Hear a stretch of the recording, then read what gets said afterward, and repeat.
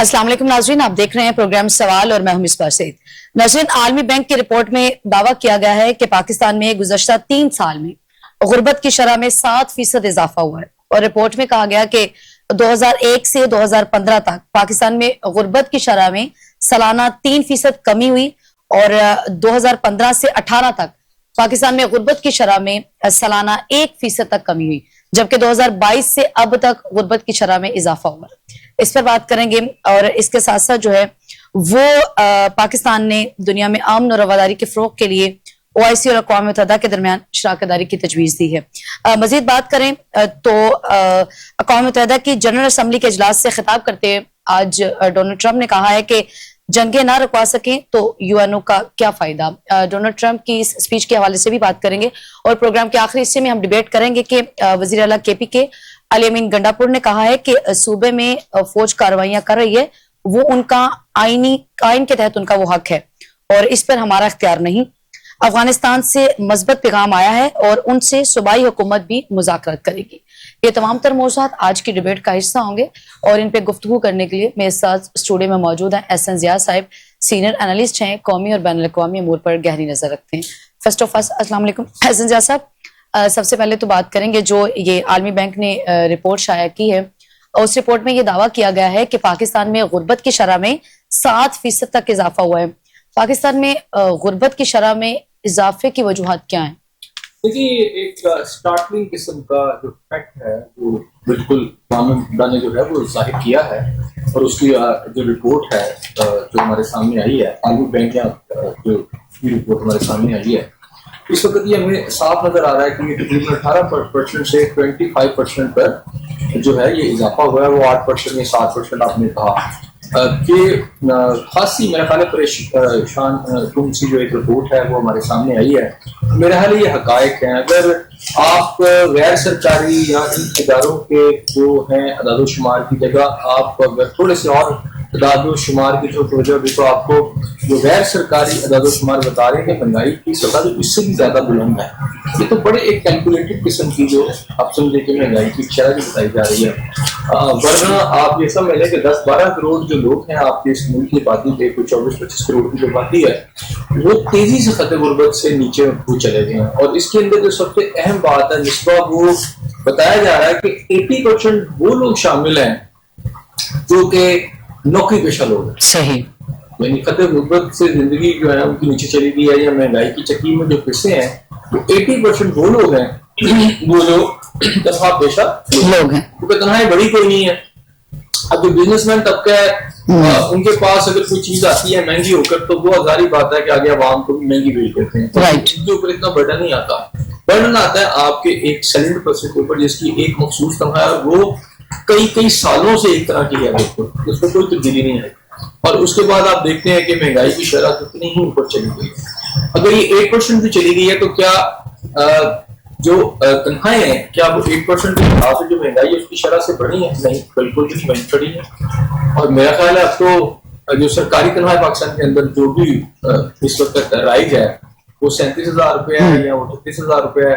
अब वो देखिए ना कितने लोगों को मिल रही है, क्या वो भी नहीं मिल रही। अच्छा एहसन साहब, गुर्बत में शरह का जो इजाफा होता है, हम इसमें देखते हैं कि मुल्क में करप्शन को कहा जाता है कि ये एक बड़ी वजह है, चूंकि मुल्क में करप्शन है और उसकी एक बड़ी रीजन ये है कि गुर्बत की शरह में भी इजाफा। इसमें कितनी सदाकत है?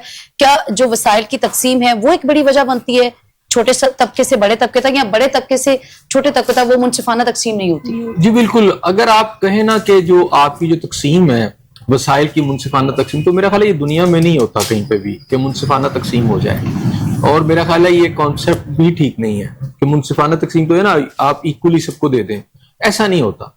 होता ये कि एक तबका जो है वो तो रहता है वेल टू डू रहता है, अमीर रहता है, और बाकी जो तबकात होते हैं उसमें कुछ थोड़े कम स्ट्रांग होते हैं, कुछ थोड़े से स्ट्रांग होते हैं। मैं इसको इस तरह मिसाल देता हूँ कि एक आपकी मुल्क के अंदर एक हुक्मरान शाफी है, फिर आपकी वो एलीट क्लास है जो वेल टू डू है, फिर उसके बाद आपके आ जाता है कि अपर मिडिल क्लास, फिर मिडिल क्लास और फिर उसके बाद पुअर क्लास जो है।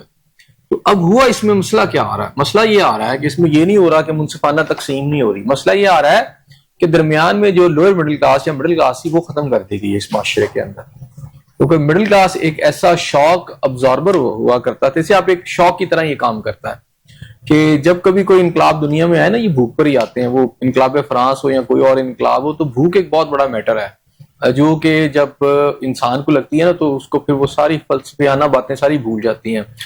اس کے نزدیک نہ تو کوئی اخلاقی بات رہتی ہے، جب پیٹ میں روٹی نہیں نہ ہوتی تو پھر نہ اخلاقیات رہتی ہے، نہ کوئی وہ کہتے ہیں نا آدرش رہتے ہیں، نہ کوئی بات رہتی ہے، نہ دین یاد رہتا ہے.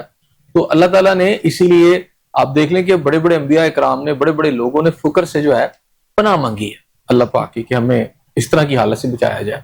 تو اب پاکستان کے اندر مسئلہ کیا ہے؟ پاکستان کے اندر مسئلہ یہ ہے کہ یہ جو درمیان میں شوق ابزرور کے طور پر آپ کی جو مڈل کلاس تھی نا، ہوتا یہ تھا کہ یہاں پر ایسے وسائل تھے یا ایسے معاملات تھے یا ایسی فضا تھی جس کے اندر یہ مڈل کلاس جو ہوتی تھی، لوئر مڈل کلاس محنت کرتی تھی، پڑھ لکھ کر کچھ لوگ باہر چلے جاتے تھے، کچھ پاکستان کے اندر ان کو اچھی نوکریاں یا اچھے وسائل جو تھے مل جاتے تھے، اس کی وجہ سے وہ تھوڑا سا لوئر مڈل کلاس سے اپر مڈل کلاس میں آ جاتے تھے، اور کچھ اس میں سے مڈل کلاس سے نکل کر، اگرچہ کہ ریئر ہوتا ہے، وہ ایک اس سے اپر کلاس جو مین آپ کی کلاس ہے، رچ کلاس، اس میں چلے جاتے تھے. تو یہ زندگی کا ایک دار و مدار چلتا رہتا تھا. اب جو غریب ہے اس کے اندر سے بھی کچھ لوگ محنت کر کے مڈل کلاس میں آ جاتے تھے. لیکن اب یہ جو ٹرینڈ ہے، جو اپورڈ ٹرینڈ ہے، بالکل یہ ڈاؤن ورڈ ٹرینڈ چلا گیا. وہ یہ ہو گیا ہے کہ آپ کی جو رچ کلاس ہے اس میں سے بھی لوگ اب مڈل کلاس کی طرف آ رہے ہیں، اور مڈل کلاس تو میرا خیال ہے ویسے ہی ختم ہو گئی ہے، کیونکہ جو اپر مڈل کلاس تھی وہ لوئر مڈل کلاس ہوئی ہے پہلے، اور لوئر تو بہت پہلے غربت کی چکی والی وہ جو سمجھتے ہیں لائن، اس سے نیچے چلی گئی ہے. صحیح. اب آپ کی جو مڈل کلاس ہے وہ بھی آپ کی لوئر مڈل کلاس ہونے کے بعد اب یہ بھی غربت کی جو لائن ہے اس سے نیچے چلی گئی ہے. اب یہی وجہ ہے کہ اس وقت پاکستان کے اندر اگر آپ غربت کی بات کریں، خطے غربت جسے کہتے ہیں، تو اس میں تقریباً 12 سے 13 کروڑ جا چکے ہیں لوگ. تو آپ کی ملک کی آدھی سے زیادہ آبادی جو ہے وہ اس وقت خطے غربت سے ہے. اور خطے غربت کے نیچے جانے کا مطلب یہ ہے مہنگائی آپ کے آسمان پر جا رہا ہے، اور آپ کی یہ رپورٹ بھی بتا رہی ہے کہ 25% پہ چلی گئی گزشتہ صرف 3 سالوں میں. یہ وہ 3 سال ہیں جب کہ آپ یہ دیکھتے ہیں کہ عمران خان صاحب کی جب حکومت گئی. اچھا ایسا صاحب، جو ابھی رپورٹ ہے اس میں تو 2015 سے 18 کا جو ذکر کیا گیا اس میں یہ فیکٹس بتائے گئے ہیں کہ 3% کمی ہوئی 2001 سے 15 میں، پھر 15 سے 18 میں 1% پھر مہنگائی میں کمی ہوئی، جبکہ 2023 سے 25 تک کا جو فگر ہے اس میں مہنگائی کی شرح میں اضافہ ہوا ہے. میں نے وہی بتانے لگا نا، 2018 سے آپ یہ دیکھتے ہیں اپورڈ جب آپ جانا شروع ہوتے ہیں تو آپ کو پتہ چلا ہے کہ 2021 میں اس میں زیادہ تیزی آ گئی، اور 25 کی آپ بات کریں، 21-25 کی بات کر لیں یا 22-25 کے درمیان میں، یہ وہی 3 سال ہیں. آپ یہ دیکھ لیں کہ جس کے اندر جو پی ٹی آئی کی گورنمنٹ جاری تھی اور یہ موجودہ گورنمنٹ آ رہی تھی، اس میں نگران گورنمنٹ پہلے آ گئی، پھر یہ گورنمنٹ آ گئی. اب جب پی ٹی آئی کی گورنمنٹ جا رہی تھی تو اس وقت یہ بہت زیادہ ایک بحث کی جاتی تھی اس ملک کے اندر کہ جناب، اور یہ بات میرا خیال درست بھی تھی کہ عمران خان صاحب جب حکومت میں آئے تھے تو وہ یہ کلیم کرتے تھے کہ سب سے زیادہ ملکی قرضہ جو 76 سالوں میں یا 75 سالوں میں پاکستان پہ چڑھا وہ 2 جماعتوں کے دور میں بہت زیادہ چڑھا. اس میں ایک پاکستان پیپلز پارٹی ہے اور ایک پاکستان جو ہے مسلم نواز ہے. اچھا. تو اس وقت وہ یہ کہتے تھے کہ یہ قرضہ جو ہے 22 سے بڑھ کر 40 تک چلا گیا، یعنی 22 تک آیا ہے. اچھا. یعنی 10 جو ہے وہ صرف یہ 2 حکومتوں نے، یعنی جو $10 بلین جو ہے وہ اضافہ کیا ہے صرف 2 حکومتوں نے. اور اس سے پہلے پاکستان کا جتنا بھی قرضہ تھا وہ تقریباً $12 بلین تھا، اور $10 بلین ان 2 حکومتوں نے کیا. تو عمران خان صاحب نے جب ٹیک اوور کیا تو اس وقت ان کا یہ خیال تھا، اور وہ یہ کہا کرتے تھے کہ یہ پاکستان کی ہسٹری کا سب سے بڑا قرضہ جو ہے وہ دونوں جماعتوں نے کیا. لیکن جب ان کی اپنی حکومت آئی تو یہ 22 سے اٹھ کر واپس جانے کی بجائے یہ قرضہ 40 پہ چلا گیا. اور یہ ڈیبیٹ ہوتی رہی کہ جناب وہ قرضہ پھر آپ نے اگر اتنا لے لیا ہے تو پھر اتارا کیوں نہیں، اور یہ ساری مہنگائی کی جو ان کی باتیں تھی. اچھا، پھر یہ گورنمنٹ آ گئی تو انہوں نے کہا جی خان صاحب جو ہیں دیکھیں جی 44-45 پہ لے گئے. چلیں جی اوکے. اب مزے کی بات یہ ہے کہ وہ تو لے کے گئے تھے آپ کا 22 سے لے کر 44 تک آپ کا چلا گیا. اب اس حکومت نے ملکی تاریخ کے سب سے زیادہ قرضے لے لی. صحیح. یعنی یہ 44 سے آلموسٹ 90 پہ چلے گئے. ہاں. 44-50 سے یہ تو تقریباً ڈبل ٹرپل اس سے زیادہ چلے گئے. اب اور ان کی مدت ساری آپ دیکھ لیں کہ 2-3 سال کے اندر یہ سب کچھ ہوا. اب ان قرضوں کی وجہ سے جو پھر مہنگائی کا ایک دباؤ بڑھا ایک دم، آپ سمجھے نا، اس میں آپ افراط زر جو ہے وہ ایک دم تیزی سے بڑھی، اور پھر ٹیکسز، اور پھر آپ یہ دیکھ لیں کہ ان ٹیکسز، ظالمانہ ٹیکسز میں سے کہتا ہوں جو پاکستانی عوام پر لگائے 40%، انڈائریکٹ ٹیکسز جسے میں کہتا ہوں 40-50% ہے. 40-50 قسم کے ٹیکسز ہیں. تو جو آپ کی اشرافیہ تھی اس کے اللہ تللے اس کی جو فوج ظفر موج کی جو ایک پروٹوکول ہے وہ اس کا ساتھ چل رہا ہے, ان کی تنہائیں بے بنا بڑی ہیں. لیکن ایک عام آدمی جو کہ ایک عام تنخواہ دار طبقہ تھا, جس کا اب یہ ذکر اس رپورٹ میں کیا جا رہا ہے کہ 80% جو تنخواہ دار طبقہ ہے وہ مہنگائی کی چکی میں سب سے زیادہ پس گیا, تنخواہ دار طبقہ. اب اس میں آپ سرکاری ملازمین کی تو پھر تنخواہیں بڑھتی ہیں, عام طور پر یہ جو پرائیویٹ اداروں میں لوگ ہیں ان کی تنخواہیں تو بہت کم بڑھتی ہیں اور کئی سال سے نہیں بڑھتی اور اس شرح سے نہیں بڑھتی. ہم اس کمپلیکس سے کب باہر آئیں گے کہ ہم جب بھی اس کو فگر آؤٹ کرتے ہیں تو ہم یہ کہتے ہیں کہ فلاں گورنمنٹ کے دور میں یا فلاں حکومت کے دور میں قرضوں کی شرح میں اتنا اضافہ ہوا. جو بھی گورنمنٹ آتی ہے وہ الزام عائد کرتی ہے, لیکن بہتری کے لیے ہم نے دیکھا کہ کوئی بھی گورنمنٹ بہتری کے لیے الزام نہیں ہے. اچھی کاوش. پہلی بات ہے مصباح, ہم یہ ایک بڑا ایک جملہ بولتے ہیں کہ جی ایک دوسرے پہ الزام لگاتے رہتے ہیں.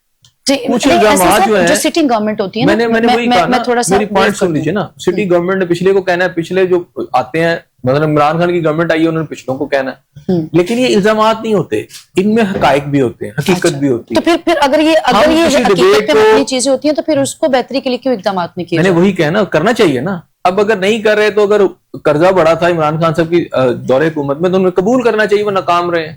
اب یہ ان کی اگر بات کرتے ہیں تو انہوں نے $90 بلین سے اوپر قرضہ لے گئے ہیں, تو ان کو بھی اس کا مورد الزام ٹھہرانا چاہیے. اب اصل بات یہ کہ الزام بھی نہیں ہے, یہ حقائق ہے. اب یہ رپورٹ جب آتی ہیں تو میرا خیال یہ تشت ازبام کرنے کے لیے ہوتی ہے عوام کے سامنے کہ یہ جو حکومتیں ہیں جو کہتی ہیں جی ہم نے عوام کے لیے دودھ کی نہریں بہا دی ہیں کہ جی ہم بڑے مخلص ہیں اور ہم ان کے لیے بہت کچھ کر رہے ہیں, ہاں جی, لیکن حقائق کیا ہے؟ حقائق یہ ہیں کہ ملک کا مڈل کلاس طبقہ پریکٹیکلی پاکستان سے ختم ہو گیا. رائٹ. اب یہاں تو بہت امیر لوگ رہ گئے ہیں یا بہت غریب رہ گئے ہیں. درمیان میں جو شاک ابزرور تھا جو انہیں روکتا تھا آپس میں تصادم سے, وہ تیزی سے ختم ہو گیا. رائٹ. اچھا, اب اس کو ریکور کرنے کی بھی کوئی پالیسی آپ کو سر دست نظر نہیں آتی. اسی لیے تو میں کہتا ہوں کہ جناب اگر آپ نے کوئی معاہدے کیے ہیں اس وقت جا کے مڈل ایسٹ میں اور آپ بغلیں بجا رہے ہیں, اوکے ٹھیک ہے, بڑی اچھی بات ہے, اس کا میں انکار نہیں کرتا, یہ ایک اچھا ٹرینڈ ہے. لیکن آپ نے جو ایکسٹرا ریسپانسبلٹی لے لی ہے, اب ہم سے تو پاکستان کی صورتحال یہ ہے کہ ہمارے یہاں خیبر پختونخوا کے اندر اس وقت دہشت گردی ہو رہی ہے, بلوچستان میں بدترین اس وقت دہشت گردی ہو رہی ہے, ہم اس کو نہیں سنبھال پا رہے. تو ہم پورے مڈل ایسٹ کی جو ریسپانسبلٹی اٹھا رہے ہیں وہ کیسے کریں گے؟ کیونکہ جو وار, انٹرنل وار جو ہے اس کے جو ہے آپ سمجھیں کہ اس کے جو فیچرز ہیں وہ ڈفرنٹ ہے, اس کے امپیکٹس ڈفرنٹ ہے, اس کی جو ڈائمینشنز ہیں ڈفرنٹ ہے, اور اس کو ڈیل کرنے کا طریقہ مختلف ہے. اب جب آپ انٹرنیشنل جو تنازعات ہیں اس میں چلے جاتے ہیں اور آپ نے پورے یعنی ایک ملک آپ کا ہے, پھر آپ ایک اور بڑا ملک ہے سعودی عرب, اس کی حفاظت کی بات کرتے ہیں, تو ظاہری بات ہے یہ سارا کا سارا دیکھیں پاکستان کا جو ایک ملک ہے اس کا بھی تو ایک ڈیفنس بجٹ ہے نا. صحیح. مثلا اگر آپ 11-12 خرب روپیہ لے رہے ہیں تو ظاہری بات ہے اس کی ڈیفنس کے لیے لگ رہا ہے نا. تو اب ایک سعودی عرب کی جب ڈیفنس کریں گے تو وہ کہاں سے آئے گا؟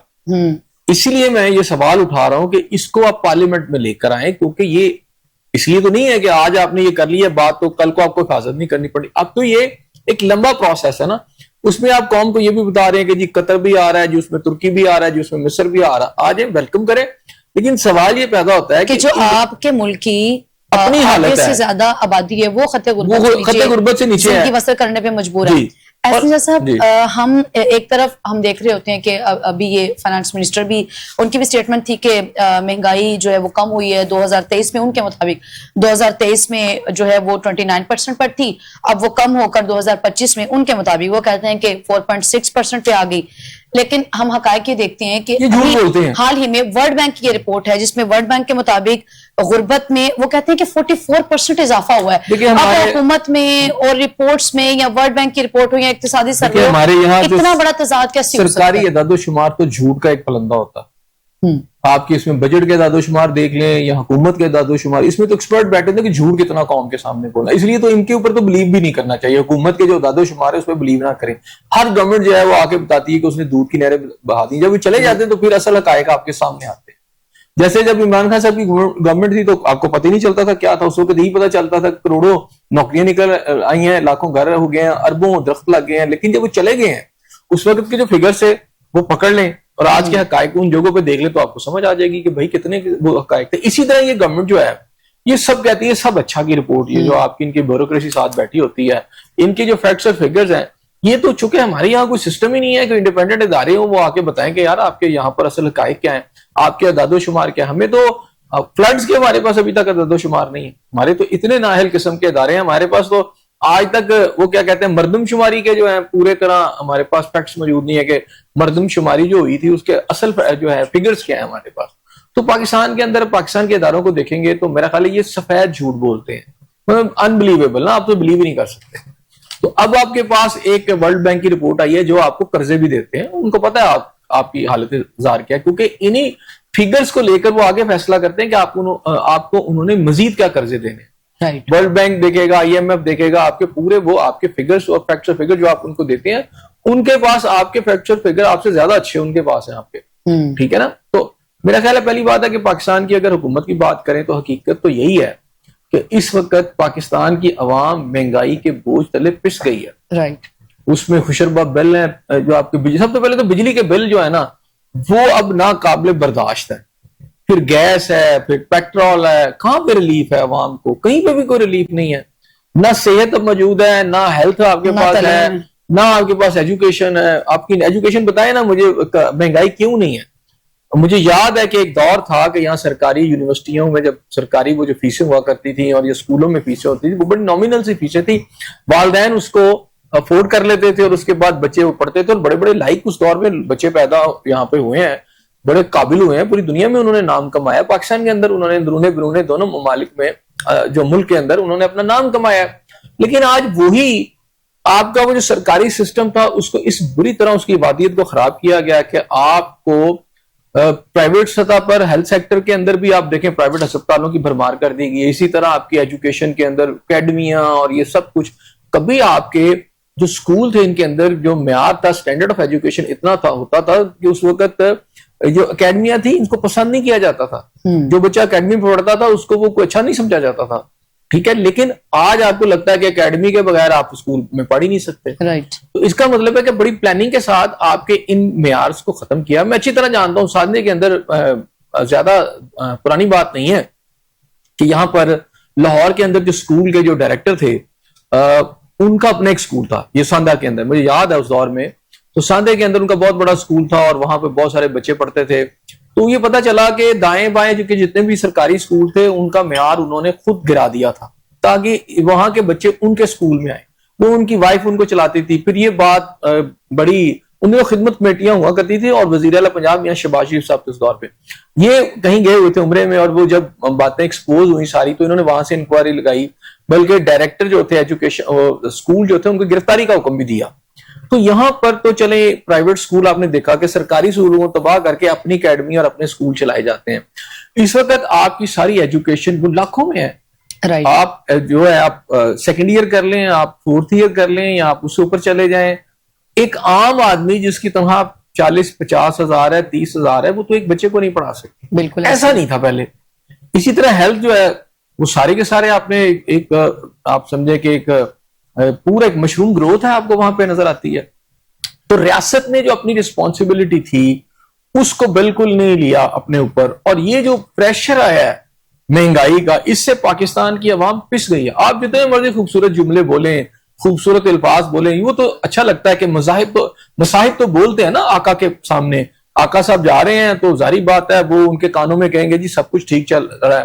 اور اس حکومت کے ساتھ بھی یہی مسئلہ ہے کہ ارد گرد ان کے وہ ایک وزیروں کی ایک ایسی فوج ظفر موج رکھی ہوئی ہے جو ہر وقت کہتے ہیں سب اچھا جی آپ نے دودھ کی نہریں بہا دی ہیں ٹک ٹاک اس طرح کی چیزوں سے, لیکن حقائق بڑے تکلیف دہ ہیں, بڑے بھیانک ہے. لوگ خودکشیاں کر رہے ہیں اور اس کی ویڈیوز بھی چلتی ہیں, خبریں بھی آتی ہیں, گھروں میں لڑائیاں پڑ گئی ہیں, ایک دوسرے کو بھائی کو مار رہا ہے, اس کی پتہ چلتا ہے کہ بل کے اوپر لڑائی ہو گئی ہے. تو یہ اب دیکھیں نا لاہور کے اندر, میں ایک مثال چھوٹی سی دے رہا ہوں میں اس کے بعد, کہ ٹریفک ہے اس کے اوپر آپ نے اربوں روپے عوام کی جیب کے سے نکال رہے ہیں وہ ایک ہیلمٹ کے چکر میں. ابھی ایک لا ہے ہیلمٹ ٹھیک ہے پہننا چاہیے, لیکن ریاست یہ ثابت کرنے کی کوشش کرتی ہے کہ اسے شہریوں کی جان و مال کا بڑے تحفظ ہے, اسے جان کا بڑا اس کو وہ چاہتی ہے کہ محفوظ رہے, اس لیے وہ ہیلمٹ پہ کرتی ہے. لیکن یہ ریاست یہ نہیں کرتی کہ اگر آپ نے 2000 روپے کا چلان کاٹا ہے تو وہ 2000 کا ایک ہیلمٹ رکھا ہو آپ کے ٹریفک پولیس کے پاس, اور وہ کہیں جناب آپ نے 2000 دے دیا ہے, اگر چاہے اس ہیلمٹ کی قیمت 1000 روپے, یہ چلیں یہ 2000 میں آپ ہیلمٹ لے لیں سر پہ پہن لیں اور تاکہ آپ کی جان کی حفاظت ہو. یہ نہیں کرتے. وہ چاہتے ہیں کہ یہ اسی طرح رہے اور یہ پیسے کماتے ہیں. اب اربوں روپے اس نام پر ٹریفک پولیس نے اکٹھے کی ہیں. اور اچھا اب یہ ایک مہم چلی ٹریفک پولیس کی. دوسری یہ ہے کہ لاہور کے اندر میں صرف یہ بتا رہا ہوں عوام کی جیبوں خالی کرنے کے کون سے طریقے ہیں. ابھی اب لائسنس کے اوپر آپ چلان کٹے جا رہے ہیں, رائٹ, اور مثال دی جا رہی ہے کہ جناب 2000 کا چلان 20,000 کا کر دیا جائے, یہ اس طرح ٹھیک ہوں گے. اور یہاں پر ایسی سٹوریز بھی سامنے آ رہی ہے کہ جہاں سے لائسنس بنتے ہیں وہاں جو بندہ بیٹھا وہ ایک لائسنس کے 20,000 روپیہ لے رہا ہے. تو یہ ایک ایسا سمجھے کہ ویشیس سرکل ہے جس کے اندر ہر طرح آپ کے ریاست کے ادارے ہوں یا آپ کی حکومت ہو, ان کے ہاتھ عوام کی جیبوں میں ہیں. وہ کہتے ہیں بس ان کی کھال اتار لیں, کوئی ہڈیوں کا جو پنجر نکلا نا اس کو بھی نکال کے بانٹ دیں. تو میں نے ٹریفک پولیس کی اس لیے مثال دی کہ سب سے زیادہ یہ قوانین کی بات کرتے ہیں اور سب سے زیادہ کرپشن اس پولیس کے اندر ہے. رائٹ, اور وہ 2000 کا دیکھیں آپ یہاں پر کلیم کرتے ہیں کہ جی ہم اسٹوڈنٹس کے لیے جناب بڑے ہمیں مفاد ہے اور ہم ان کی بہتری چاہتے ہیں اور ہم لیپ ٹاپ دیتے ہیں. یعنی قومی خزانے سے آپ اربوں روپے لگا کر لیپ ٹاپ دیتے ہیں. تو یہاں تو ہیلمٹ جو ہے جس کا چلان کریں اس کو ایک ہیلمٹ دیتے ہیں ساتھ. ٹریفک پولیس کے پاس ہیلمٹ پڑے ہیں 2000 لیا اسے کہ جناب ہمیں آپ کی جان جو ہے بڑی عزیز ہے تو جناب شہری صاحب یہ پکڑے یہ ہیلمٹ سر پہ پہن لے, آپ کا 2000 ہمیں آ گیا. یہ نہیں کرتے, وہ بیچارہ مہینے میں 4 سے 5 چلان کروا لیتا ہے. ملک میں غربت کی شرح وہ ہے جو کہ مسلسل بڑھ رہی ہے. ابھی جو کسان کی فصلیں ہیں وہ تو سیلاب کی نظر ہو گئی. ہم تو ابھی اسی بحران سے آٹا, گندم, چاول, چینی, ہم تو ابھی اس بحران سے باہر نہیں آ رہے تھے. تو اس کے بعد اب دوبارہ اگر فصلیں تو وہ جو تباہ ہو چکی ہیں, اب مزید کچھ اور بحران اور قلت کا یہ بڑا خوفناک سیلاب ہے. اگرچہ کہ اس میں پنجاب گورنمنٹ ایک کلیم کر رہی ہے کہ ہم نے بہت اچھے پیسے رکھے ہیں جس کا فی ایکڑ 20,000 روپیہ, فی ایکڑ 20,000 پکا گھر اور کچا گھر اور اس طرح کی ساری باتیں. اگر آپ موقع پر جا کر دیکھیں نا, میں کل ایک فوٹیج دیکھ رہا تھا, اس کے اندر یہ تھا کہ کوئی 10 سے 15 فٹ اوپر آ کے ریت آ کے دریا کی جو مٹی کی جو ہوتی ہے اس کے ساتھ آتی ہے وہ پوری زمین پر آ گئی ہے. اب وہ بیچارے کوئی 10-10 فٹ نیچے کھود کے اپنا ٹریکٹر ڈھونڈ رہے تھے. بالکل, تو یہاں تو ان کی زمینیں اب اس ریت کی میں چلی گئی ہیں. ٹھیک ہے, مکان کہاں سے ملیں گے؟ تو ایک بہت ہولناک وہاں کے جو لوگ ہیں جن کے اوپر سے گزر رہی ہے ان کے تو خاندان تباہ ہو گئے ہیں, ان کے تو فیوچر برباد ہو گئے ہیں. تو ان کے چند تھوڑے سے پیسے اور جس کا پروسیس بھی کوئی اتنا شفاف نہیں ہے, پتہ نہیں کب ملیں گے نہیں ملیں گے اور کن کو ملیں گے یہ بھی کوئی کلیئر نہیں. حکومت ہے اس طرح کے وہ موومنٹ چلتی ہیں. بہرحال میں اس کو برا تو نہیں کہتا کہ چلیں کوئی کوشش ہے, چلے کسی کو بھی مل جائے تو ملے تو صحیح کچھ. لیکن میں یہ کہہ رہا ہوں کہ جس حد تک بڑی حد تک جو ڈسٹرکشن ہوئی ہے اس حد تک تو گورنمنٹ کوپ ہی نہیں کر سکتی. اور یہ جو تباہی ہوئی ہے اس میں حکومت خود ذمہ دار ہے. اگر وہاں لوگ مرے ہیں تو حکومت نے خود مارے ہیں. اگر وہاں گھر تباہ ہوئے ہیں تو حکومت کا ان گھروں کو تباہ کرنے میں حصہ ہے, کیونکہ اس نظام نے جگہ جگہ جب بند توڑے ہیں تو جو فلیش فلڈ آیا ہے, ٹھیک ہے نا, اس نے گاؤں کے گاؤں ڈبو دیے ہیں اور قصبوں کے قصبے ڈبو دیے ہیں سارے. تو وہ اگر آپ تباہی دیکھیں سندھ میں کیوں نہیں اتنی تباہی, کہ وہاں بند بہت کم توڑے گئے ہیں. پنجاب میں تباہی کی ایک بہت بڑی وجہ وہ جو بند توڑے گئے ہیں اس کی وجہ سے بھی ہوا ہے. اگر وہاں کوئی لوگوں کی بات ہوئی ہے تو اس میں حکومت کا, چونکہ انہوں نے 76 سال پہلے بھی یہ سیلاب آتا تھا تو بند توڑتے تھے, 76 سال بعد بھی 76-77 سال بعد بھی آج سیلاب آیا تو یہ بند ہی توڑے. انہوں نے کہاں انفراسٹرکچر بنایا پانی کا کے لیے, ریزروائرز بنائے جاتے. اور یہ جو ساری صورتحال ہے اس سے اب جو مہنگائی کا ایک طوفان آنے والا ہے نا وہ بہت خوفناک آئے گا. فصلیں تباہ ہو چکی ہیں, آپ کو پتا ہے, سبزیاں جو ہے تباہ ہو چکی ہیں, جہاں لگ رہی تھی پھل جہاں پہ لگتے تھے وہ زمینیں تباہ ہو چکی ہیں. اور یہ ایک بہت بڑا ایک کرائسس آنے والا ہے. چلیں اب مجھے بتائیں نا کہاں آپ گندم دوبارہ لگائیں گے؟ چلیں آپ کے سٹوروں میں پڑی, ابھی تو آپ اس سال مینج کر لیں گے, اگلے سال کیا ہوگا؟ جہاں پر اتنی ریت آ گئی ہے, لوگوں کو اپنی زمینیں نہیں مل رہی, تو کیسے آپ یہ لگائیں گے؟ سو میرا خیال ہے کہ کرائسس بہت بڑا ہے, مہنگائی کا طوفان ہے اور حکومت کی صرف باتیں. صحیح. ایسا صاحب, حکومت جب بھی مہنگائی کی شرح کے حوالے سے بات ہوتی ہے تو وہ ٹیکس وصولی کے ہدف کے حوالے سے بھی حکومت ایک دعویٰ کرتی ہے کہ چونکہ جو ٹیکس وصولی کا ہدف ہے وہی پورا نہیں ہو پاتا. اس کے پیچھے کیا لاجک ہوتی ہے حقیقی معنوں میں؟ چونکہ ٹیکس پیئنگ تو ہم سارے ٹیکس پے کر رہے ہوتے ہیں, تو وہ ہدف حاصل نہیں کیا جا پاتا یا حکومت؟ دیکھیں میری بات سنیں, جو ٹیکسز کا گورکھ دھندا نا, یہ آپ کو ذمہ داری سکھاتے ہیں ٹیکس پے کریں. ریاستوں میں ٹیکس پے کیے جاتے ہیں, بالکل کریں, میں اس کی بات نہیں کر رہا. لیکن جو گورکھ دھندا ہے جس ظالمانہ طریقے سے انڈائریکٹ ٹیکس لگا کے غریب آدمی کو کچلا جاتا ان ٹیکسز کے ساتھ, اور یہاں عمرہ جو ہیں ان کی زندگیوں کی سہولت کے لیے یہ جو بیچارے غریب ہیں, محروم لوگ ہیں, جس طرح یہ آپ سمجھے فرعون مصر جو تھے نا, انہوں نے جب وہ بنائے تھے نا اپنے وہ کیا کہتے ہیں, فیروز نے اپنے وہ جو مقبرے بنائے تھے, تو وہاں جو مزدور رکھے گئے تھے یا اس دور میں اگر آپ دیکھیں تو وہ جو مزدور تھے وہ فیروز کی جو سہولت کے لیے ہی وہ سارا مہینہ کام کرتے تھے. بس ان کو اتنی روٹی ملتی تھی کہ وہ ان کے وجود زندہ رہیں. جو سہولتیں تھیں جو یاشیاں تھیں وہ فیروز کے پاس تھی. تو یہ آج کے دور میں بھی یہ فیروز ہیں سارے, اور اس کے لیے پاکستانی قوم جو ہے نا وہ ایک بیل کی طرح جتی ہوئی ہے. وہ ان کی یاشیوں کے لیے سارا مہینہ کماتے ہیں اور پھر انہی کو ٹیکسز کی شکل میں دے دیتے ہیں. اچھا, اب ٹیکسز کا مسئلہ یہ ہے کہ یہ ٹیکس کے اگر ریونیو نہیں کرتا تو جو آپ کی اپر کلاس ہے, جو آپ کی ایلیٹ ہے, وہ ٹیکس نہیں دیتی. غریب آدمی سے تو آپ انڈائریکٹ ٹیکسز جو ہیں وہ آپ نے 40-50 قسم کے ٹیکسز ہیں وہ آپ لے ہی لیتے ہیں. وہ تو بیچارے نے بل پہ بھی اس نے پے کر دینا ہے, اس نے وہ موبائل پکڑا ہے, اس نے کوئی کپ لیا ہے, اس نے بائی سے دال خریدی ہے, اس نے کوئی سوئی لی ہے, اس نے میری طرح کوئی اینک پہن لی ہے, تو وہ تو ٹیکس پے کر رہا ہے. ٹھیک ہے نا. جو ڈائریکٹ ٹیکس ہے, اصل مسئلہ کیا ہے, جو کسی ایم پی اے نے دینا تھا, جو کسی آپ سمجھے کہ کسی جج نے دینا تھا, کسی بیوروکریٹ نے دینا تھا, کسی ایسے امیر آدمی نے دینا تھا جو آپ حکومت میں ساتھ ہے, جس کی ملیں ایسا کچھ ہے, وہ نہیں دے رہا, اس سے حکومت لے نہیں پا رہی. اچھا, اگر وہ کیوں نہیں لے پا رہی, اس کے پیچھے آپ کے ایف بی آر اور اداروں کی وہ بے پناہ کرپشن ہے. ان آفیسر کو جو ایف بی آر میں ہیں, ذرا ان کے ایسٹس کو آپ کریں نا, ڈسپلے کریں ذرا, آپ کو پتا چلے گا کہ جب انہوں نے نوکریاں سنبھالی تھی تو ان کے پاس ایسٹ کتنے تھے اور آج کتنے چلے گئے.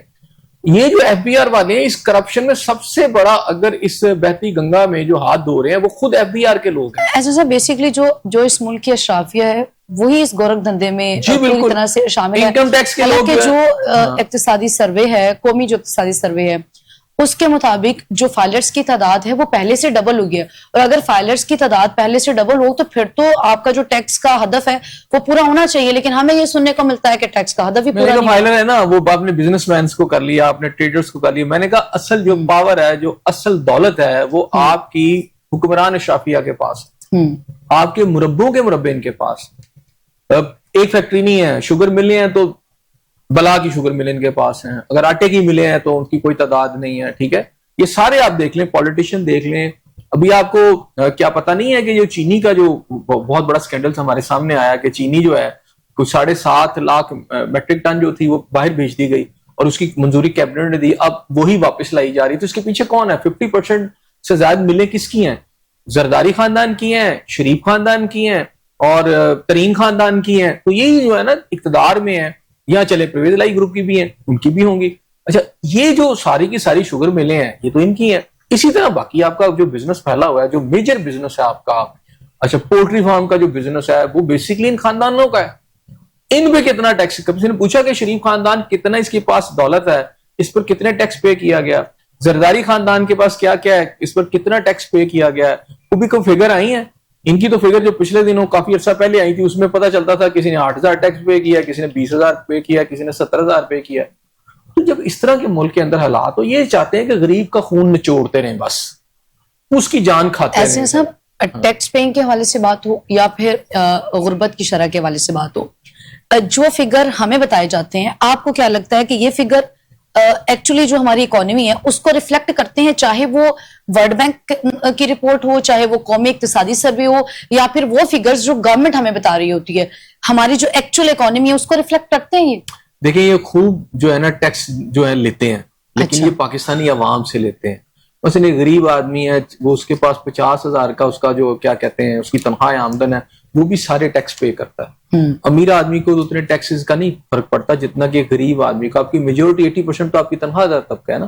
یہ سارا کا سارا ٹیکسز کا بوجھ, پچھلے دنوں جو فگر بھی آئی تھی کہ جناب سب سے زیادہ تنخواہ دار طبقے نے ٹیکس دیا, یہ تو باقاعدہ ایک آفیشیل فگر بھی آئی تھی کہ پاکستان میں سب سے زیادہ جو ٹیکس پیئر ہے وہ تنخواہ دار طبقہ ہے.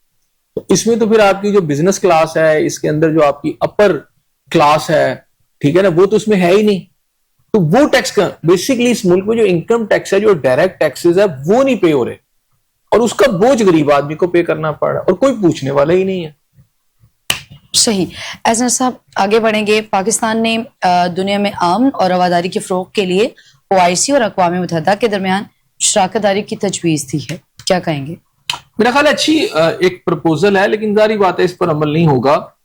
شراکت داری تو میرا خیال ہے سب سے پہلے تو سیکیورٹی کونسل میں کم از کم وہاں پر تو ایک شراکت داری ہونی چاہیے کہ چلے ایک سیٹ کم از کم مسلم امہ کے جو ممالک ہیں ان کو ملنی چاہیے. اقوام متحدہ میں شراکت داری کا مقصد یہ ہے کہ وہاں پر سارا قابض ہوا ہے نیٹو, اور چند ممالک جو ہیں وہاں پر ہیں, اور جو مڈل ایسٹ ہے پورا کا پورا آپ لے لیں, پاکستان ہے, انڈونیشیا ہے, ملائیشیا ہے, سب کو مل کے کم از کم ایک سیٹ اقوام متحدہ میں ان کے پاس تو ہونی چاہیے.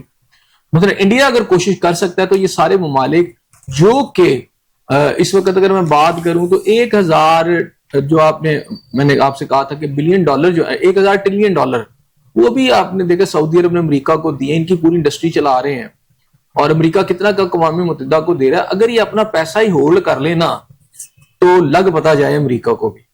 تو ہمیں چاہیے کہ ہمارے جو ممالک ہیں, مسلم ممالک ہیں, اب ایک ٹرینڈ تو چلا ہے کہ جناب ہم کوئی ایک معاہدے میں آ جائے. نیٹو کی جو بات چل رہی ہے, آپ سمجھتے ہیں کہ یہ پاسبل ہو پائے گا؟ جی میرا خیال ہے اگر 2 ممالک آ گئے نا, دیکھیں اس میں اٹامک پاور ہے پاکستان, اچھا, دوسرا جو اکنامک پاور ہے مسلم امہ کی سب سے بڑی اگر کہا جائے تو وہ تو سعودی عرب ہے, اور مڈل ایسٹ کے اندر وہ لیڈ کر رہے ہیں, اور اکنامک پاور بھی ہیں.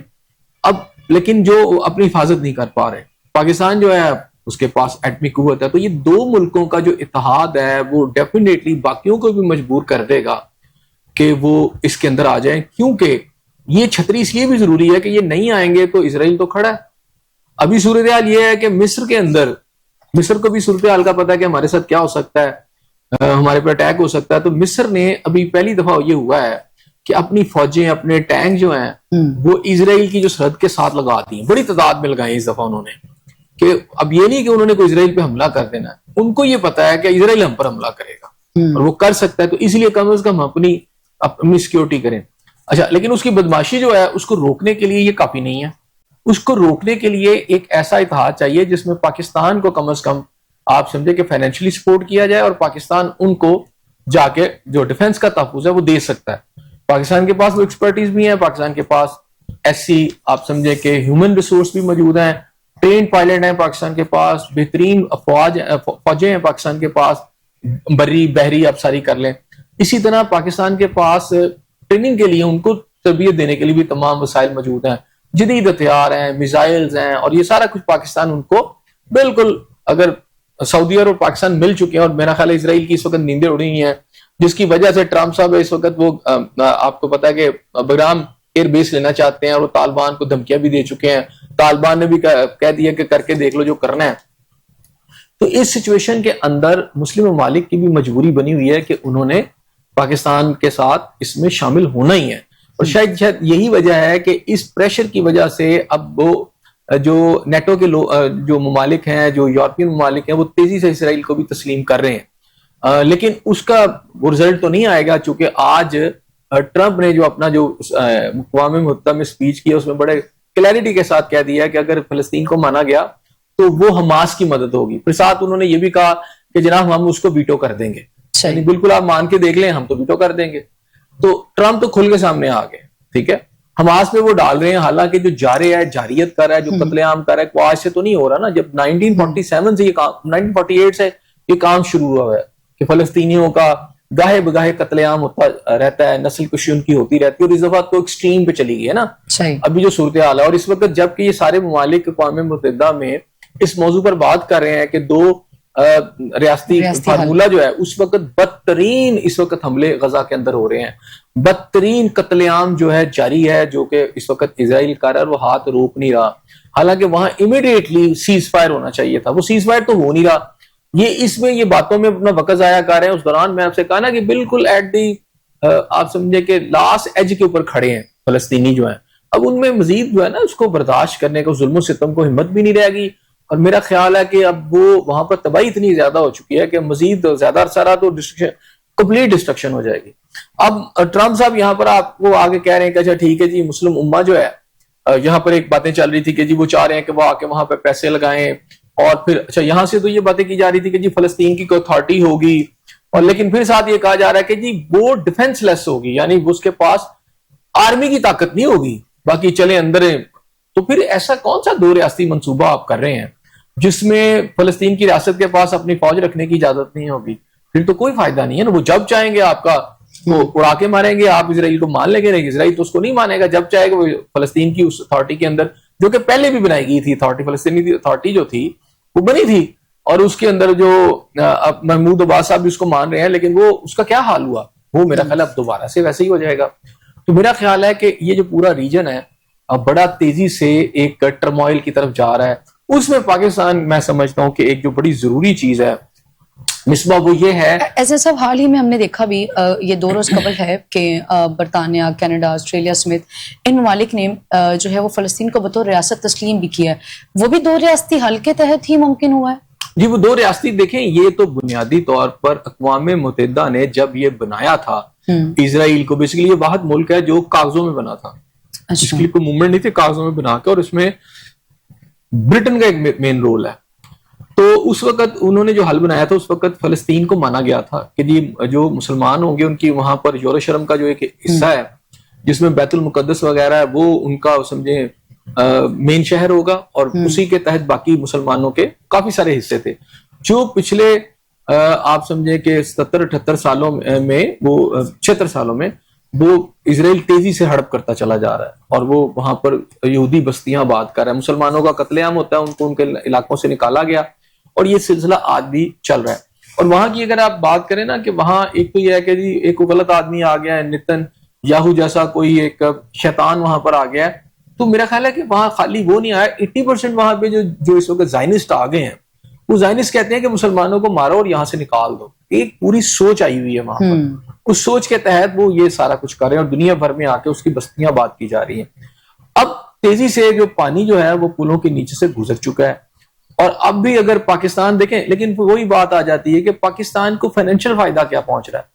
پاکستان کی غربت کی حالت یہ ہے کہ 10 کروڑ جو لوگ ہیں خط غربت سے نیچے ہیں. آپ ایک اور بڑے ڈیفنس پیکٹ میں چلے گئے ہیں، وہ اس کو کیسا پورا کریں گے؟ اور اس کے بعد آپ کے اپنے ملک کی صورتحال کیا ہوگی؟ اپنے ملک کی صورتحال اس وقت یہ ہے کہ خیبر پختونخوا کے اندر جو پرسوں واقعہ ہوا ہے وہ بڑا خوفناک واقعہ ہے. اس میں بمبارمنٹ ہوئی ہے اور 23 کے قریب عورتیں بچے جو ہیں گھروں پر اور ان کی شادیں ہو گئی ہیں. وہاں اس کا بڑا خوفناک ری ایکشن ہے. اچھا وہاں پر خیبر پختونخوا کے جو چیف منسٹر ہیں وہ اس کی انکوائری کی بات بھی کر رہے ہیں. اس کے اوپر بھی آئیں گے چونکہ ہم ٹرمپ کی اسپیچ کے حوالے سے بات کرتے ہیں. ابھی انہوں نے جو خطاب کیے انہوں نے کہا ہے کہ گزشتہ 4 ماہ میں امریکہ میں غیر قانونی افراد کی آمد 0 ہوگی. انہوں نے کہا کہ 1 سال قبل ہم دنیا کے لیے مذاق بن چکے تھے، لیکن آج سعودی عرب، قطر، UAE، امریکہ جو ہے وہ ہمارے قریب آ گیا. قطر اور سعودی عرب یہ وہ ممالک ہیں، قطر کو تو اب جو ہے وہ اسرائیلی حملے کے بعد تو پاکستان کہہ لیں کہ اس وقت عرب دنیا کی آنکھوں کا تارا بنا ہوا ہے. یہ تو پاکستان کے زیادہ قریب آنے والے ممالک ہیں، وہ بھی اس حملے کے بعد. ٹرمپ صاحب کہتے ہیں کہ پہلے ہم مذاق بن چکے تھے لیکن اب یہ وہ ممالک ہیں، عرب ممالک ہمارے زیادہ قریب آ رہے ہیں. پاکستان دعویٰ کرتا ہے کہ عرب ممالک کی آنکھوں کا تارا ہے وہ. دیکھیں بات یہ ہے کہ جو ٹرمپ ہیں یا امریکہ پہلے نہیں مذاق بن رہے تھے، اب مذاق بن رہے ہیں. اچھا وہ ان کی بات تو بالکل ٹھیک ہے مذاق بننے کی حد تک، اچھا لیکن اس کی وجہ یہ ہے کہ جیسے ہی پاکستان کا یہ جو ڈیفنس پیکٹ ہوا ہے اس کا جو سب سے بڑا امپیکٹ آیا، جو میں جا رہا تھا افغانستان کی طرف ہم بات کر لیں، وہ یہ آیا ہے کہ دیکھیں پہلے امریکہ ایران کو دکھا کر اربوں کو اسلحہ بیچتا تھا. اس کی ساری اسلحے کی فیکٹریاں جو تھی، جو کہ ایک بڑا بزنس ہے امریکہ کا، ایک آئل ہے اور ایک اس میں یہ جو عام جو میکنگ جو وہاں پہ فیکٹریز ہیں یا جو سسٹم ہے، اور اس کو اربوں کا پیسہ جو تھا وہ سپورٹ کرتا تھا. سعودی عرب ایک بہت بڑا بائر تھا ان کا، جہازوں کا، میزائلز کا. اسی طرح ایران کو دکھا کے قطر، UAE، ان ممالک کے اندر اور جو باقی ممالک ہیں وہاں پر امریکی اسلحہ فروخت ہوتا تھا. ٹھیک ہے، اب جیسے جیسے ایران کے ساتھ جو تعلقات بہتر ہوئے ہیں سعودی عرب کے، اور اس کے اندر بھی مین رول پاکستان کا ہے، تو ایک تھریٹ جو ہے وہ کم ہونے سے، اور یہ جو اسرائیل کا جو اٹیک تھا قطر نے، یہ ٹرننگ پوائنٹ ثابت ہوا ہے. اس میں یہ جو عرب ممالک ہیں یہ پاکستان کی طرف سے ٹرن کر لیا انہوں نے، صحیح کہ پاکستان جا کے وہاں پر کرے. اور پاکستان اس وقت آپ کو پتا ہے جو فائٹر جیٹس بھی وہاں پہنچ چکے ہیں اور باقی اسلحے کی وہاں تعیناتی شروع ہو گئی ہے، اور فوج پاکستان بھی پہلے بھی وہاں پر ہے اور جانا شروع ہو گئی.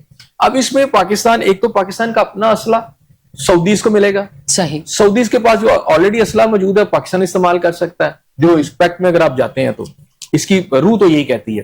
اب اس کے ساتھ ساتھ چائنا کی جو انڈسٹری ہے، اسلحے کی انڈسٹری وایا پاکستان، وہ اربوں کو ملے گی. اس کا مطلب ہے کہ جو امریکہ کی کھلے عام ایک سپیس تھی وہ تو سکڑ رہی ہے تیزی سے. یہی وجہ ہے کہ امریکہ اس وقت بہت پریشان ہے. اس نے اس وقت اقوام متحدہ میں تمام مسلم ممالک کو بلا کے ٹرمپ صاحب خطاب کر رہے ہیں، ان سے بات چیت بھی کر رہے ہیں کہ ان کو پریشانی لاحق ہوئی کہ یہ تو میرے گاہک تھے سارے، کیونکہ یہ پہلے کہا کرتے تھے، میں نے ان کی ایک اسپیچ سنی تھی، انہوں نے کہا تھا کہ عرب تو اپنی حفاظت ہی نہیں کر سکتے. تو حفاظت تو ہم نے ان کی کرنی ہے.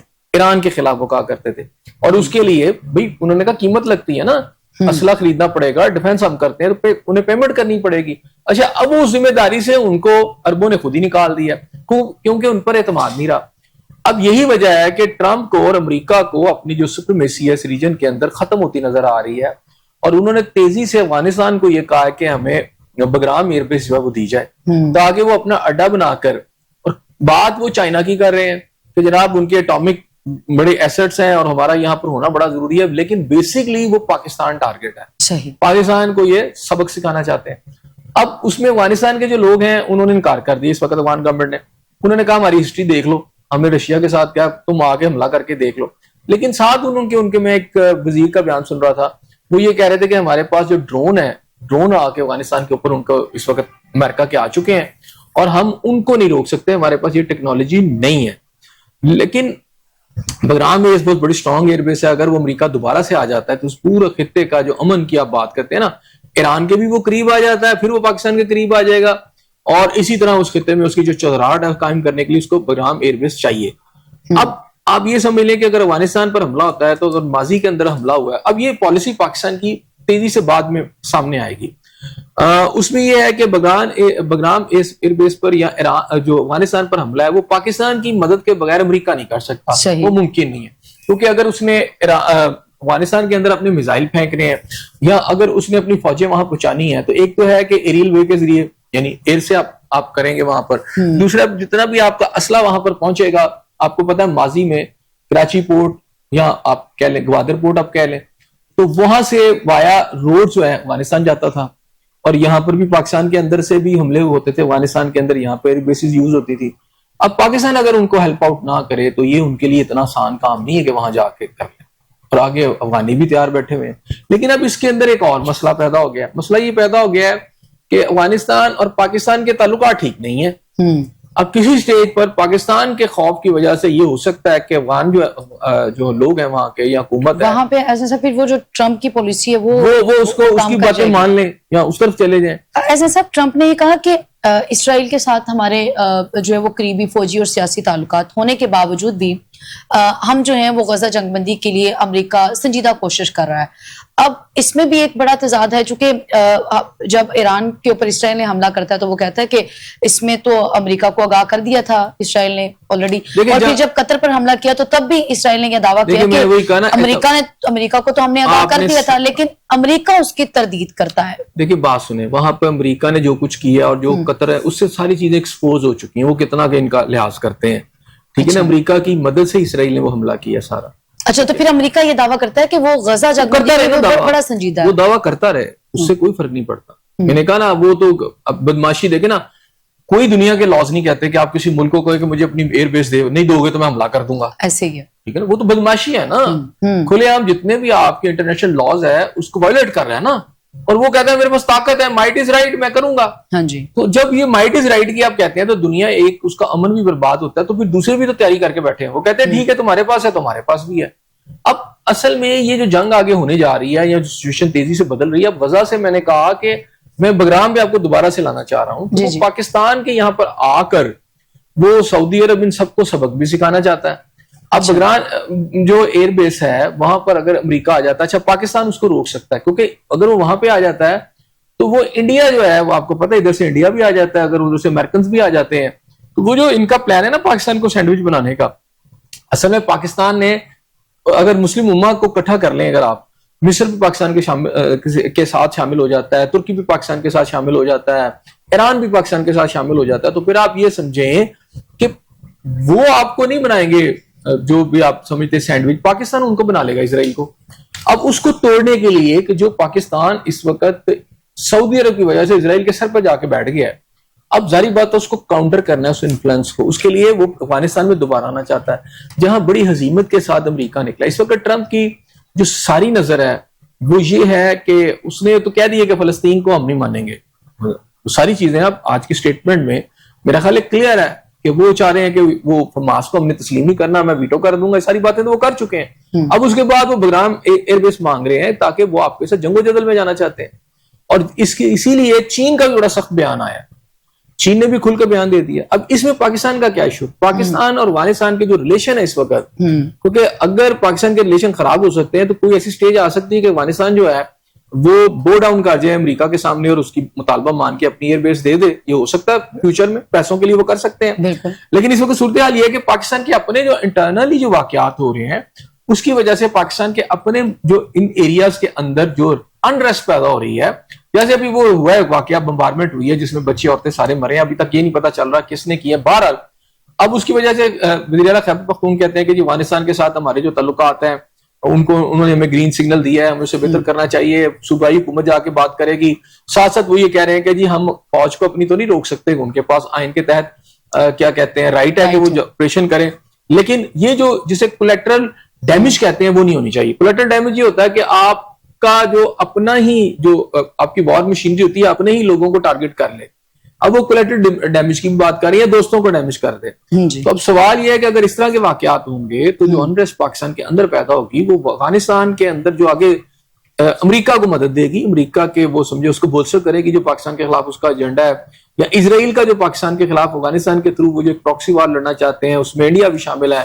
تو ہمیں بڑا فوری طور پر ایک تو یہ ہے کہ وہ تمام ایلیمنٹس مصباح جو کہ پاکستان کی فوج کے خلاف پاکستان کی جو ادارے ہیں سیکورٹی کے, ان کے خلاف کوئی اسلحہ نہیں انہوں نے اٹھایا, کوئی دہشت گردی نہیں کی, ہاں ناراض ہیں, ان کو انگیج کرنا پڑے گا. وہ آپ کی پولیٹیکل لیڈرشپ ہے, وہ آپ کی ریلیجیس لیڈرشپ ہے, وہ کوئی اور شکل میں اگر موجود ہے تو آپ کو ان کو فوری طور پر اس وقت انگیج کرنا بہت ضروری ہے. اگر آپ یہ نہیں کریں گے تو اس وقت جو ایک نیا ایک تھریٹ آ رہا ہے جس میں افغانستان کے اندر امریکہ گھسنا چاہتا ہے, وہ اگر وہ گھس گیا تو آپ یہ سمجھ لیں کہ وہ جو ایجنڈا تھا جو آپ تھوڑا سا آپ کو سکون لگ رہا تھا افغانستان کی طرف سے, وہ یہ جو آپ کے دونوں ایریاز ہیں اس میں انریسٹ بہت بڑھ جائے گی. وہ امپیکٹ ڈالے گی جو پاکستان کے جو معاہدے ہیں مڈل ایسٹ میں جا کر ان کا حفاظت کرنے کے, خود پاکستان کو انٹرنلی بڑا نقصان پہنچ سکتا ہے. ایسے سب تو جس مثبت پیغام کی بات کر رہے ہیں وزیر اعلیٰ کے پی کے, آپ کہنا کہ ایک خطرناک پالیسی بھی ہو سکتی ہے نا افغانستان کی, وہ کہتے ہیں کہ افغانستان سے مثبت پیغام بھی آیا ہے. وہ یہی کہتے ہیں نا کہ جی بات چیت کی جائے, ٹھیک ہے نا. اب یہ اطلاعات بھی ہیں کہ پاکستان نے چونکہ وہاں سے پراکسی وار سمجھ لیں انڈیا کی یا موساد کی یا سی آئی کی, اس کی وجہ سے پاکستان کے اندر انفلٹریشن ہو رہی ہے, تو پاکستان کی طرف سے وہاں پر باقاعدہ ڈرونز بھی گئے ہیں. اطلاعات جو ہیں پاکستان کی طرف سے وہاں پر باقاعدہ جیٹ طیاروں نے بھی وہاں پہ وہ جو جہاں سے آپ سمجھے کیمپس ہیں جہاں سے یہ اٹیکس ہو رہے ہیں, تو ان کو سبق سکھایا پاکستان نے. افغانستان کو بھی سمجھ ہے کہ پاکستان, کیونکہ پاکستان کو اور سروائیول کے لیے کیا کرے پاکستان کے اندر جب آپ اس ڈیپلی اس طرح کریں گے تو پاکستان تو جا کے مارے گا ساری جگہوں پر. تو یہ صورتحال ہے, اور میرا خیال ہے یہ تھوڑی سی ٹرکی سی سچویشن ہے. اس کے اندر پہلی بات یہ ہے کہ ایک تو اربوں سے کتنے پیسے آپ کو ملے ہیں پاکستان کی اکانومی میں, اس کو انفیوز کرنے کے لیے آپ نے کتنے پیسے کر رہے ہیں. پاکستان کی اکانومی, پاکستان کے اندر جو 2 کروڑ 10 کروڑ سے زیادہ آبادی خطے غربت سے نیچے جا رہی ہے. ایمرجنسی بنیادوں پر ان لوگوں کے اندر چونکہ اس سے پھر انریسٹ پیدا ہوتی ہے, اس کو دور کیا جائے, مہنگائی کو روکا جائے. ملٹی فیریس ہے, آپ کے مختلف ڈائمینشن میں آپ کو کام کرنا پڑے گا. سب سے پہلے کہ جو محرومی ہے, جو غصہ ہے, جو نفرت ہے, اس کو کم کرنے کے لیے آپ کو پہلے اندر پیسوں کو, یہ نہیں کہ آپ کی ٹاپ کلاس یا آپ کی ایجنسیاں یا آپ کے جو ادارے ہیں سیکورٹی کے, بس وہ کھا پی جائیں, پولیس کھا جائے, اس کے افسران کھا جائیں, اور نیچے عام آدمی کو اس کا کوئی نہ ملے. جیسے افغان وار میں ہوا کہ وہاں سے جو پیسہ آیا وہ آپ پتہ نا, آپ ایک مشروب کی ایک بڑی فیکٹری بن گئی اور پتہ نہیں کہاں کہاں وہ پیسہ گیا, وہ لوگوں تک نہیں پہنچا. اس کے فوائد عام آدمی کو پہنچنے چاہیے. دوسری بات ہے کہ جو آپ کو خیبر پختونخوا بلوچستان کے اندر جو انریسٹ افغانستان سے آ رہی ہے, اس کے اندر جو وہ لوگ جو پاکستان کے ساتھ بیٹھنا چاہتے ہیں, بات چیت کرنا چاہتے ہیں, ان کے ساتھ بات چیت آپ کریں. افغان گورنمنٹ کو بھی انگیج کریں, ٹھیک ہے, آپ یہ دونوں ہی ہوگا. ان کو آپ کو وہ گاجر بھی دکھانی پڑے گی اور ڈنڈا بھی دکھانا پڑے گا, کیونکہ وہ پاکستان کے اندر باز نہیں آ رہے. رائٹ. اب کیونکہ جب تک یہ آپ نہیں کریں گے تو جو دشمن کا ایجنڈا ہے جو آپ کا ڈیپ انسائیڈ وہ آپ کے ساتھ کھیلنا چاہتے ہیں, کیونکہ اگر آپ باہر تبھی لڑ سکیں گے جب انٹرنلی آپ مضبوط ہوں گے. بہت شکریہ احسن زیاء صاحب آپ کا. ناظرین, آپ کا پروگرام دیکھنے کا بہت شکریہ. فی الوقت مجھے اور احسن زیاء صاحب کو دے اجازت. ملاقات ہوگی سیم چینل سیم ٹائم اللہ نے کے بعد.